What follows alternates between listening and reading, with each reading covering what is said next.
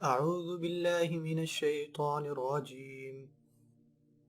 ربنا لا تزغ قلوبنا بعد إذ هديتنا وهب لنا من لدنك رحمة إنك أنت الوهاب. رب اشرح لي صدري ويسر لي أمري واحلل عقدة من لساني يفقهوا قولي. الحمد للہ والصلاة والسلام علی رسول اللہ وعلی آلہ وصحبہ اجمعین. السلام علیکم ورحمۃ اللہ. قرآن ویکلی. آج میں آپ سے سورہ آل عمران کی آیت نمبر 8 سے قرآن کی ایک بہت پاورفل اور خوبصورت دعا کی چند ریفلیکشنز شیئر کرنا چاہتا ہوں. ہم اللہ کی حضور جھکتے ہیں اور کہتے ہیں ربنا لا تزغ قلوبنا. میں نے آل عمران کی تمام آیتوں میں سے خصوصاً اس دعا کو چوز کیا کہ اس سیریز میں سوچ رہا تھا کہ مجھے کس آیت سے شروع کرنا چاہیے.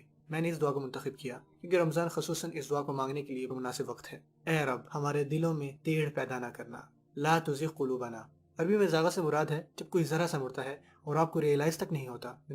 عربی میں اسے قبر کھودنے والے کے لیے بولا جاتا ہے کیونکہ اسے ریکٹینگولر قبر کھودنی ہوتی ہے، رائٹ. لیکن جب وہ قبر کھودتا ہے تو وہ گڑھا سیدھا نہیں کھودتا. وقت کے گزرنے کے ساتھ ساتھ جب وہ مکمل کرتا ہے تو قبر کٹاؤ میں ہوتا ہے، تقریباً لیٹر سی کی طرح. اس پرابلم کی وجہ سے عربی میں اسے ضعیف کہتے ہیں. اس مثال سے ہم اخذ کرتے ہیں کہ ایک شخص سیدھا جا رہا ہوتا ہے اور اسے پتہ بھی نہیں چلتا کہ کب اس نے غلط ٹرن لے لیا، وہ ڈیویٹ ہو گیا، تو یہ شخص زائغ ہے. اور یہ دعا ہے ربنا لا تزغ قلوبنا. اے رب ہمارے دلوں کو گمراہ نہ ہونے دینا، ڈیویٹ نہ ہونے دینا. ڈیویشن 90 ڈگری نہیں ہوتی کہ آپ نے اس راستے پر جانا تھا اور آپ اس راستے پر چل دیے یا آپ اس کے متعلق بھول جاؤ. نہیں، دل جب اللہ کے قریب ہوتا ہے تو چند لمحات میں ہی اللہ سے دور نہیں جاتا، وہ آہستہ آہستہ آہستہ آہستہ تھوڑا تھوڑا کر کے دور جاتا ہے. اور ہم اللہ سے دعا مانگ رہے ہیں کہ ہمارے راستے میں حفاظتی اقدام کر دیجیے تاکہ ہم آہستہ آہستہ لیکن یقینی طور پر بغیر محسوس کیے اللہ سے دور نہ ہوتے چلے جائیں، اور قبل اس کے کہ ہمارا ایمان بالکل ختم ہو جائے. آپ میں سے بعض اس مہینے میں اللہ سے ایسی قربت محسوس کرتے ہیں جو آپ نے ایک عرصے سے محسوس نہیں کی ہوتی، اور اب مزید میں دعا مانگ رہے ہوتے ہو اور آپ کے ارد گرد لوگ ان میں سے کوئی روتے ہوئے دعا مانگ رہا ہوتا ہے اور اچانک آپ بھی وہی کیفیت محسوس کرتے ہیں. آپ بھی اللہ کی طرف متوجہ ہو کر دعا مانگتے ہیں اور آنسو بہاتے ہیں، اور آپ کو یہ خیال آتا ہے کہ یار کاش یہ فیلنگز ہمیشہ ایسی ہی رہیں. جب آپ ایسا فیل کریں تو اس وقت آپ یہ دعا مانگیں، یا اللہ ہمارے دلوں میں کجی پیدا نہ کرنا، انہیں گمراہ نہ ہونے دینا، بعد اذ ہدیتنا، ہمیں ہدایت دینے کے بعد. اور یہ انٹرسٹنگ ہے، اللہ یہ نہیں کہتے کہ انہیں ہدایت دینے کے بعد، بعد اذ ہدیتہا، دلوں کو ہدایت دینے کے بعد. اللہ کہتے ہیں کہ ہمیں ہدایت دینے کے بعد. اس کا مطلب ہے کہ ہم ہی اپنا دل ہیں، اور اگر دل گمراہ نہ ہو تو ہمارا سارا وجود، ہم سر تا پیر ہدایت پر ہیں. ربنا لا تزغ قلوبنا بعد اذ ہدیتنا. اور پھر اللہ کہتے ہیں وَهَبْ لَنَا مِن لَّدُنْكَ رَحْمَةً. بہت پاورفل الفاظ اللہ فرماتے ہیں. عربی میں ہبہ کے معنی ہے گفٹ. وہبہ ورب ہے جس کا مطلب ہے ایک بہت بڑا گفٹ دینا.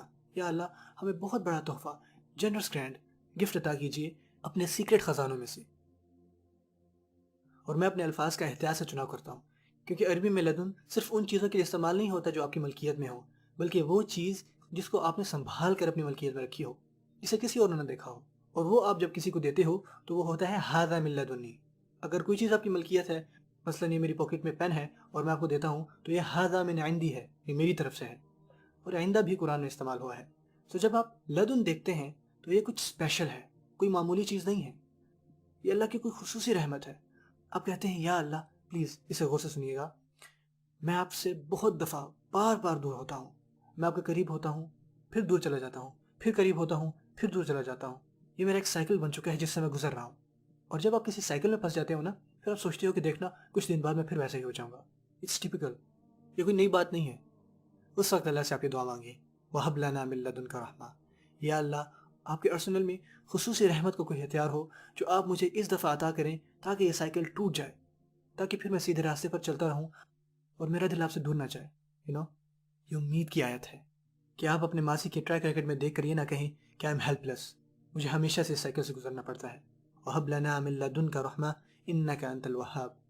اور آپ سے واحد نہیں ہے، آپ بلا شبہ نہ صرف تمام تحفے عطا کرنے والے ہیں، بلکہ آپ بہت زیادہ اور بار بار تحفے دیتے ہیں.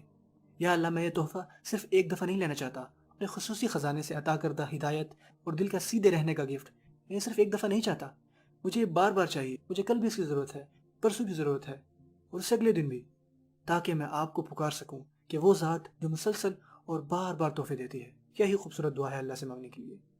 ہم کہتے ہیں کہ رمضان کے بعد اس کا اثر ختم ہو جاتا ہے. اس دعا سے رمضان کا اثر ختم نہیں ہوگا، اور آپ اللہ کی جانب متوجہ ہو کر کہتے رہیں گے ربنا لا تزغ قلوبنا بعد إذ هديتنا وهب لنا من لدنك رحمة إنك أنت الوهاب۔ دعا ہے کہ اللہ ہمیں اپنے خوبصورت تحفوں، محبتوں اور رحمت کو وصول کرنے والا بنا دے۔ بارک اللہ لی ولکم۔ السلام علیکم ورحمۃ اللہ وبرکاتہ۔